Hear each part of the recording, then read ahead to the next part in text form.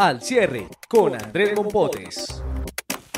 Hola, saludos cordiales. Hoy es jueves 9 de agosto de 2018 y estamos en Al Cierre, el podcast con el cual analizamos aquí al finalizar la tarde en la sala de noticias del tiempo las causas y las consecuencias de la agenda informativa del día. Agenda que tiene que ver con el segundo día de mandato del presidente Iván Duque, con las discusiones en el Congreso que ya entró de lleno a sus debates y con también lo que se viene para adelante con el tema de los libros y la cultura en nuestro país. Soy Andrés Mompotes, su director de Información del Tiempo. Comenzamos. La clave de las noticias. Y en el tema clave tenemos muchas noticias importantes de carácter político, empezando por el futuro de la consulta anticorrupción, que se debe votar en alrededor de 2 semanas.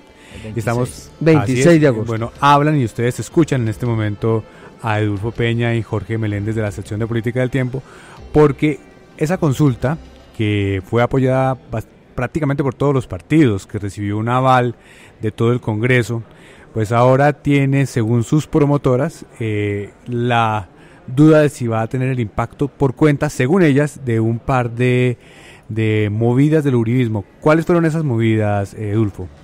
A ver, Andrés, primero que todo quisiera decir que se trata de un tema noble, imagínate, luchar contra la corrupción, poner talanqueras contra una enfermedad de una nación como que lo exige, que lo demanda.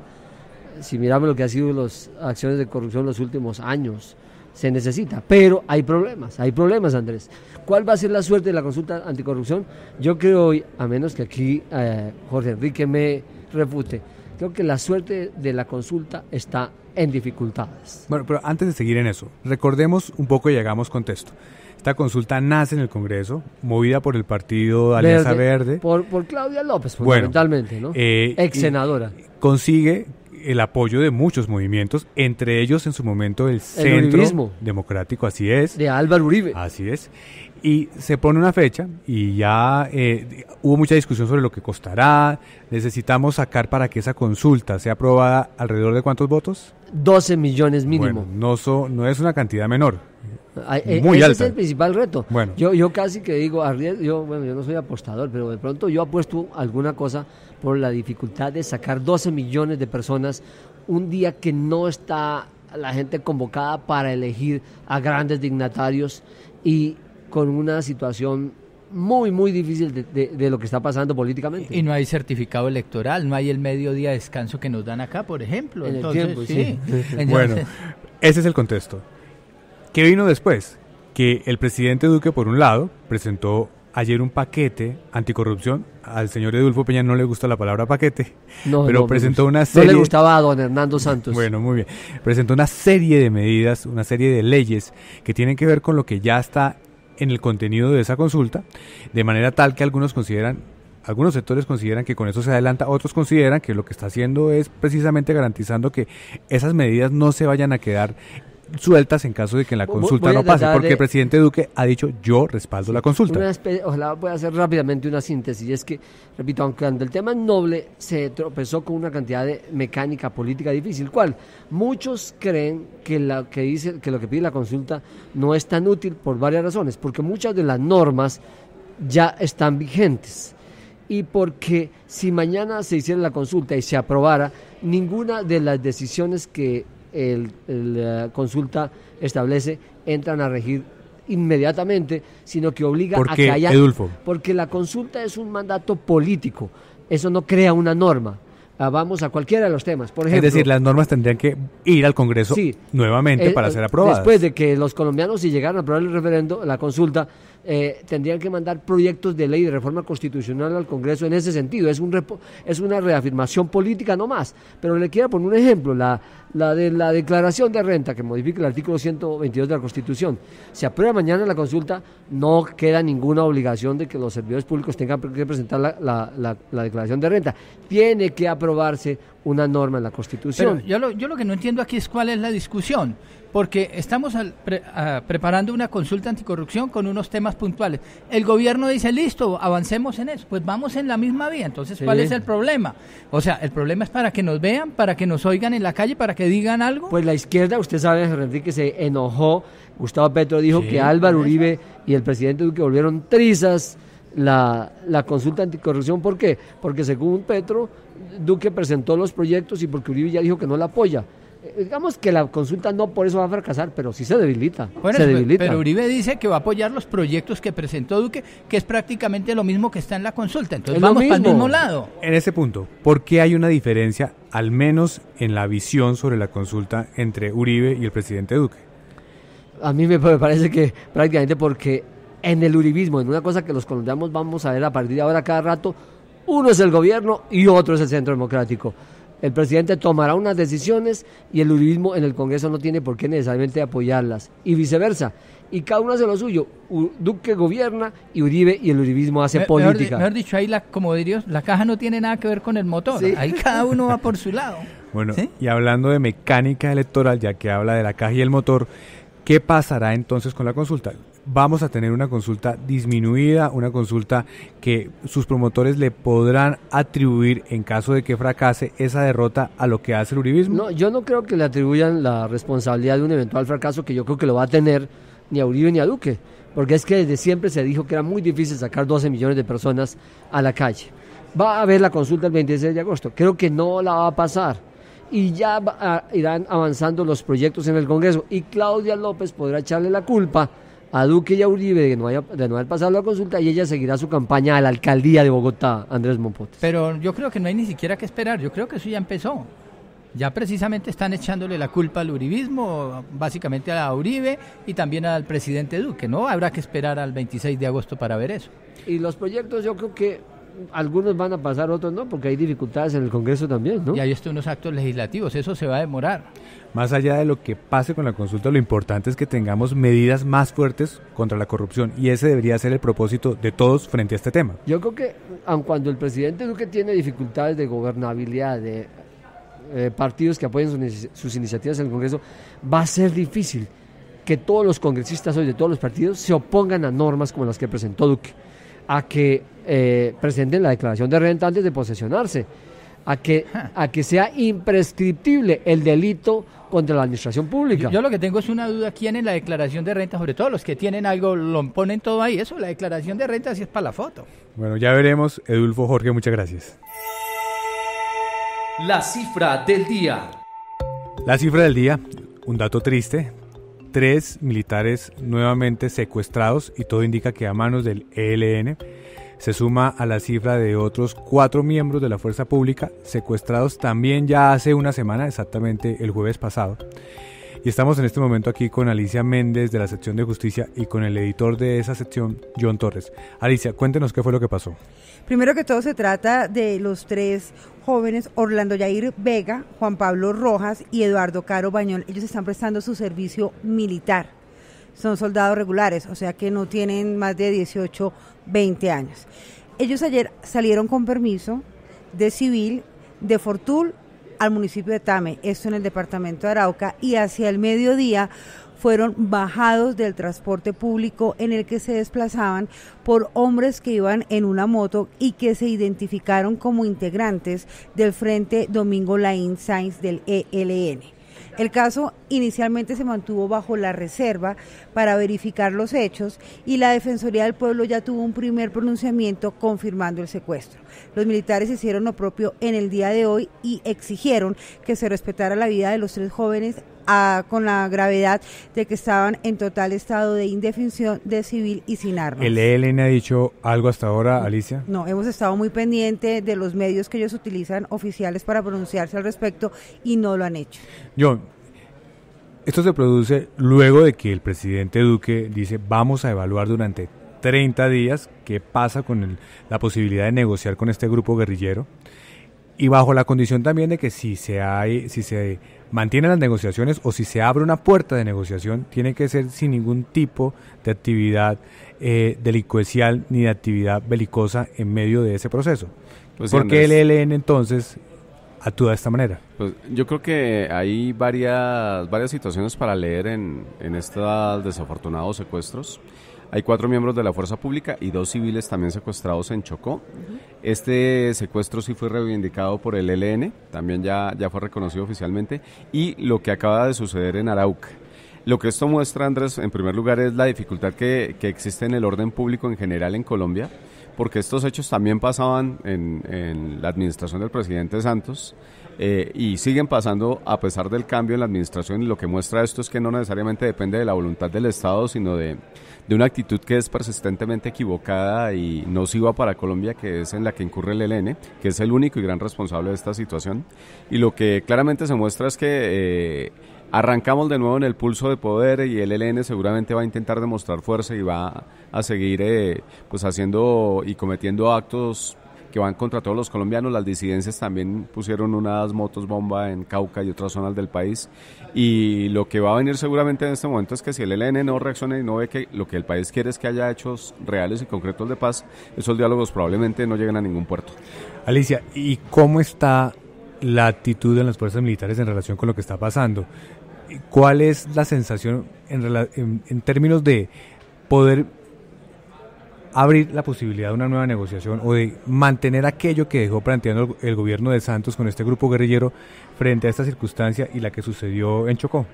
Como fuerzas militares mantienen la orden en este momento, que es la de sostener operaciones contra la guerrilla del ELN. La búsqueda de un rescate está a manos del Gaula militar y del Gaula de la policía, de los uniformados y los 2 civiles. Ellos mantienen la orden en este momento, no hay un cese al fuego bilateral, ellos tienen que mantener las operaciones, y hablábamos con una fuente que nos dijo que les preocupaba en el caso de los 3 secuestrados de Arauca es que los puedan pasar a territorio venezolano en una frontera que es bastante porosa, y como lo han venido denunciando, por ejemplo, el ministro Villegas, que ya no salió de la cartera de la defensa, hay permisividad por parte de las autoridades del vecino país frente a estos hechos, porque la guerrilla aprovecha, delinque en Colombia y se repliega a territorio del vecino país. No es la primera vez que el ELN también acude a estos secuestros como parte de su estrategia de presión para asentar bases de una conversación. Lo hizo con el gobierno de Santos y ahora parece que lo quiere repetir.